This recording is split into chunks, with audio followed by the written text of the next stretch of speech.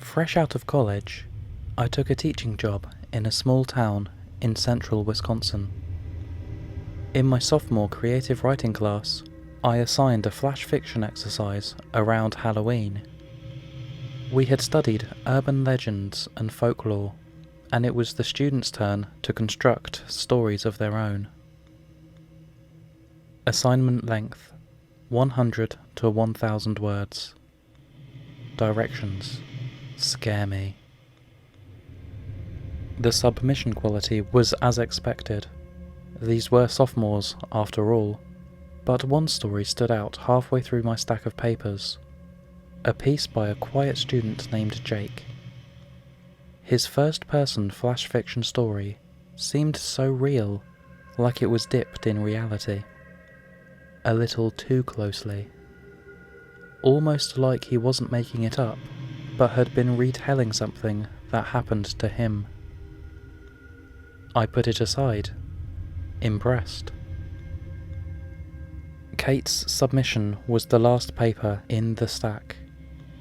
I remember the reading experience vividly, the beads of sweat accumulating around my temples, the clickety-click of the red pen in my hand, and a weird feeling of dread in the pit of my stomach. I placed it on top of Jake's story, and I thought, what the hell am I going to do? I still have photocopies of the original stories, and I often wonder, why do I still have these? But there is something about them. They are so interconnected, and there is something so raw and beautiful about them. I have a strong affinity for interesting student writing, and it'd be a shame to let the flames of these stories be extinguished. I'll share the student pieces, and the subsequent events that transpired, right here. I do enjoy a good story.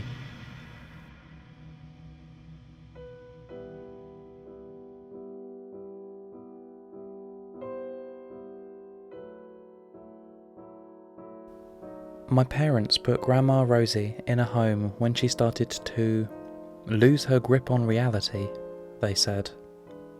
I still found it cruel, but she seemed content. Content enough, I guess. I remember visiting her. She had an old, wooden rocking chair that faced the window. Outside was nothing but flat fields of green. The green would eventually fade, and when it snowed, it was carpets of white for miles and miles. I'm not sure which season Grandma Rosie liked the most. She didn't do a lot of talking.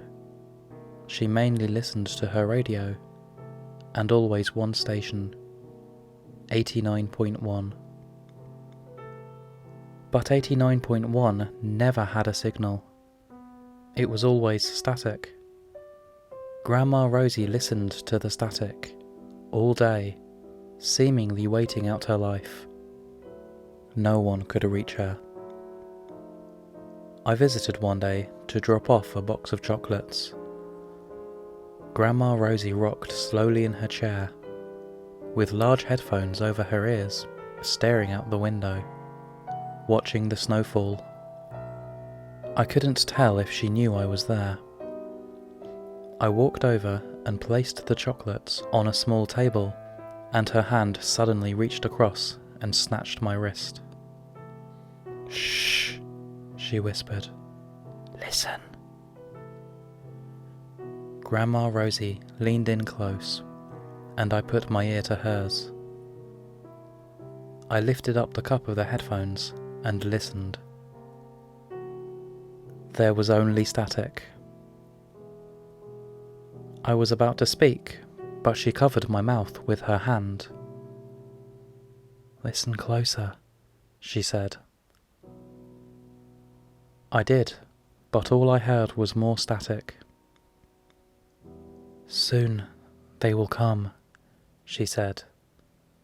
"They will come to take me away." This freaked me out a little, and I went home. I told my mum and dad about what happened, but they didn't think it was that weird. I kept thinking about it. One night, I couldn't sleep, so I buzzed my friend Abby on our walkie-talkies. She lived across the street, and she somehow knew all about 89.1. She told me it was an old legend in our town, and you needed two things to explore the legend further: a radio and a closet with the door slightly open. Face away from the closet, tune in to 89.1 and listen very closely. At some point through the static, you'll hear the faint sounds of an organ, distant screams, and the dragging of metal chains across a gravelly surface. The open doorway is an invitation. Keep your eyes closed, and only if you keep your eyes closed. A figure will appear and drag you into the closet. From there, your fate is unknown. How do you know this? I asked. I've heard about it, she said. Don't tell anyone. The less people that know, the better. I looked out my window and saw Abby in her bedroom. She put her finger up to her lips. This is our secret, the walkie-talkie buzzed. For the next few days, I kept thinking about the ritual and Grandma Rosie. Why would she be playing this game? Why did she want to be dragged into an unknown fate? I again told my parents that I was worried about Grandma Rosie. They were very dismissive. Ever since Grandpa died, I think she wants to let go, my mum said. She wants to be with him. I wanted to know more, so I decided to try the game myself. It was late at night, and I opened my closet door just a crack. I sat on my bed with my back to the closet, tuned my radio to 89.1, and put on my headphones. I heard the static, and I closed my eyes. I sat there for a long time, focusing very hard on the static. The longer I sat there, the more it felt like my room was shaking, kind of like the space was filling up with something else. Like I wasn't alone. In my headphones, I heard the distant organ, and I heard the screams that seemed far away, but sounded like they were getting closer. The screeching of the metal began, and I heard a voice. Open your eyes. I jumped from my bed, very startled. Abby was laughing hysterically through the walkie-talkie. I looked around my bedroom. I was alone. I looked out the window and saw Abby, smiling and giggling. She brought the walkie-talkie up to her mouth. I totally scared you, she said. There's no one there. You're such a wuss. I noticed the closet door. It was wide open. The static of 89.1 hissed from my headphones. I was only joking, the walkie-talkie chirped. But I wasn't so sure it was a joke. Grandma Rosie died 2 weeks later in her sleep. Her time had come, and I was done fooling around with legends and superstitions.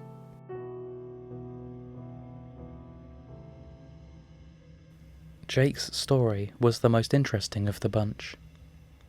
His writing needs some tightening, sure, but the ideas were there.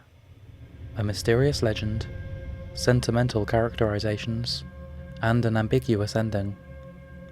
I truly thought he had invented the whole thing, until I read Kate's submission.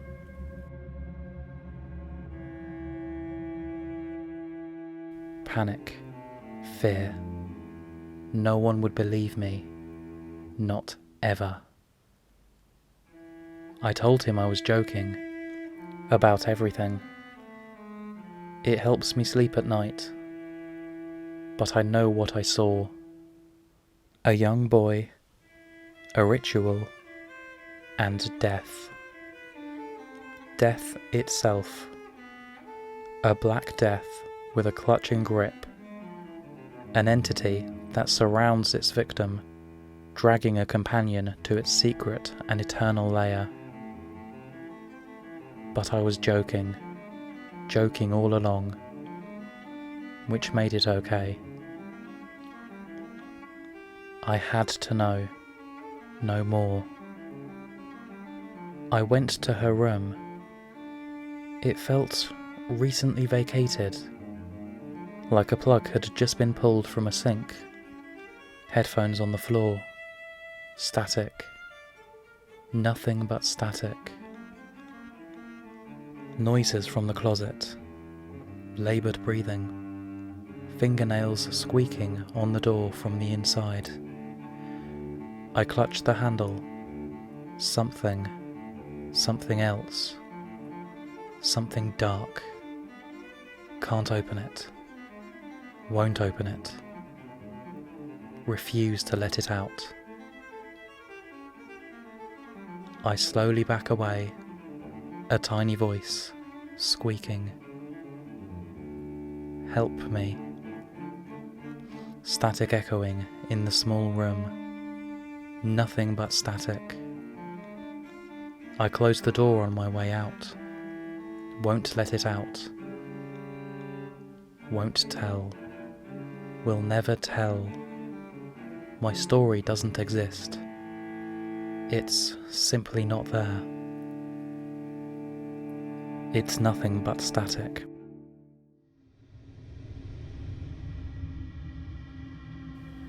Here I had two seemingly intertwined stories. Jake's more traditional folklore story, and Kate's personalised flash fiction, focusing on emotion, regret, and secrets. Perhaps I'd been swimming in urban legends too long, or maybe I'd been the victim of too many horrendous student essays and stories to count, but I couldn't shake the notion. This seems real. A few days after Halloween, I kept Kate after school. I wanted to know more. Specifically, was she the Abby character in Jake's story, and was she confessing to visiting the grandmother in her own piece? I pulled out Kate's flash fiction, and I asked her about how she wrote it. What was her inspiration? She shrugged. I guess it's avant-garde. I was just experimenting with ideas.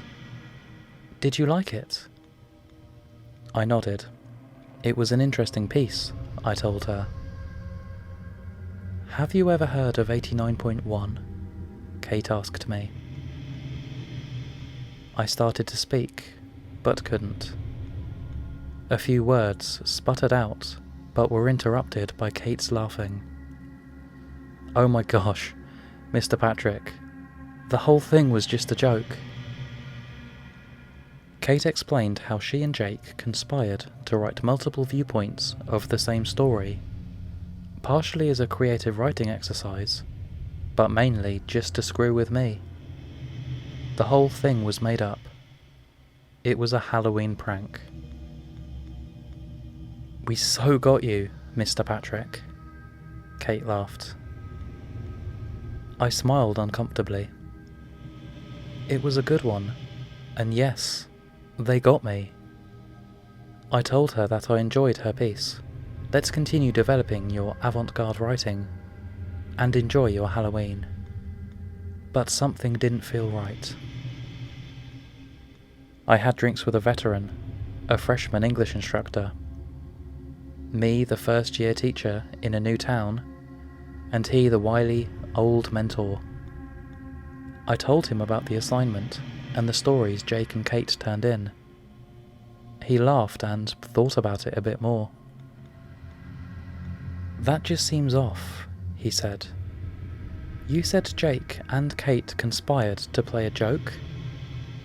They were thick as thieves in my class at the start of the school year, but in the fall they stopped talking. wouldn't even look at each other anymore.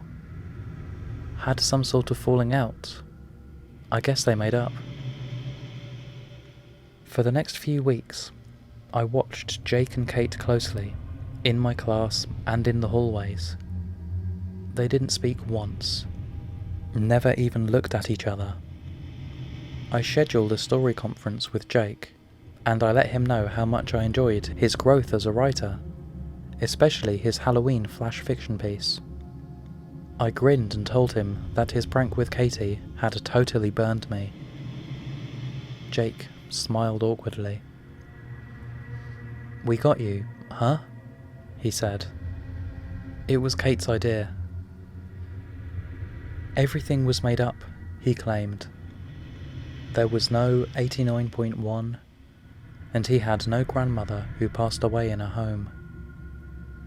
All of the characters and situations were straight 100% fiction. I told him good job, and to keep writing. Still, the situation seemed amiss. Like I was missing part of the act. Was it possible that these two were so committed to screwing with me that they wouldn't even speak at school? Or maybe they were dating and didn't want anyone else to know, so they played it cool in the hallways and in class. They were 15-year-old kids, after all. That seemed reasonable. But it was keeping me awake at night. Nothing else mattered. I taught during the day, and I obsessed over the stories in the evening. News, sports, and current events faded to the background. The real world slipped away. I pushed forward. Armed with a couple of possible last names, thank you school records, I called senior citizen homes in the area. I was trying to track down my mum's old friend, Rosie, I told them. Each phone call followed the same script. The receptionist went through the files and found nothing. No one there by either last name I had. I scoured the internet, and I spent too much time in the stacks of the local library. I found no folklore or urban legends relating to 89.1, and each time I felt like quitting, I pulled out my photocopy of Kate's story. She had visited Jake's grandmother. It simply felt so real. I knew it wasn't fake. In a last-ditch effort, I spent a lot of time alone in my bedroom, listening to the static of 89.1, with my eyes closed and the door slightly ajar. I'd hone in on the static, and I'd listen deeply and intently for the chimes of the organ, the harsh and troubled screams in the distance, and the clinkety-clink of the metal chains. Sometimes I'd think it was there, and I just had to focus a little harder. And I'd sense a presence in my bedroom, about to creep out of my closet, the dark mist waiting to drag me away. I wanted it to come, because I wanted this story to be real. But it didn't come. One day at school, I saw Jake and Kate smiling and laughing at Jake's locker. I walked past them, and Kate winked at me. That was the cincher. I finally succumbed to the notion that I'd been had. It was over. I ended my search for 89.1. I had drinks again with my colleague, many drinks this time, and I drunkenly told him everything I'd been doing. He found my investigation ridiculous and ultimately dangerous. "You like stories too much," he said. "If I didn't know any better, it's almost like you're trying to write one of your own. Just let it go." I pulled out the photocopied stories from my back pocket, and I pressed them down to the bar, staining them with splashes of beer. My colleague picked up Jake's story, and he took a look at it for the first time. His eyes skimmed the page, and they stopped. Cold. "Wait," he said. "You never told me about Abby." I shrugged. "Abby was Kate," I told him. "It was all part of the game." "I wonder," he thought aloud to himself. He laid it out for me. A year ago, about 10 months before I moved into town, an 8th grader named Abby had gone missing, seemingly vanished into thin air. One minute she was alone in her room, and the next minute, she was gone. Some suspected that she ran away, but there were no clues. No evidence of foul play. No suspects or shady family members or neighbours. She was simply gone. I read Kate's piece again. My heart sank. The whole time, I assumed it was about her visiting the grandmother. But maybe I was wrong. Maybe the squeaks and pleas coming from the closet were coming from Abby.